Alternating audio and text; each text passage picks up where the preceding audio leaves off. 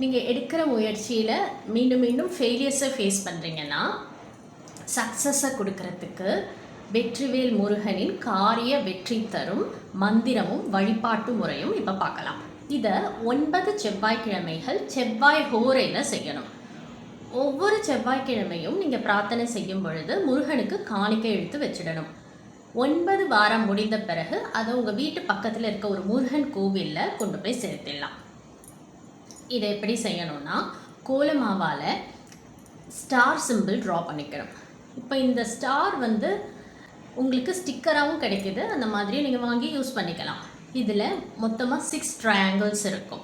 Triangle ஷேப்புக்கு power and vibration ரொம்ப அதிகமாக இருக்கும்.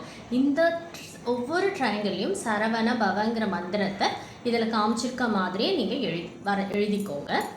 இப்போ இந்த ஒவ்வொரு ட்ரையாங்கிள்குள்ளேயும் 6 தீபம் ஏற்றிக்கோங்க. அதாவது ஒவ்வொரு ட்ரையாங்கிள்குள்ளேயும் ஒரு தீபம்னு மொத்தமாக 6 தீபம் ஏற்றிக்கோங்க.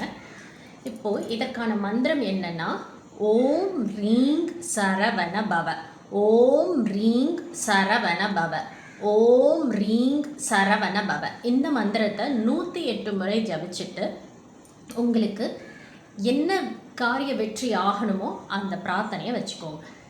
எல்லா விஷயமே வெற்றி அடையணும்னு இந்த இடத்துல வைக்கக்கூடாது. எதை ஃபோக்கஸ் பண்ணுறீங்களோ அதுதான் சக்ஸஸ் ஆகும். ஸோ எல்லா விஷயத்தையும் இதுக்குள்ளே போட்டு கன்ஃபியூஸ் பண்ணிடக்கூடாது.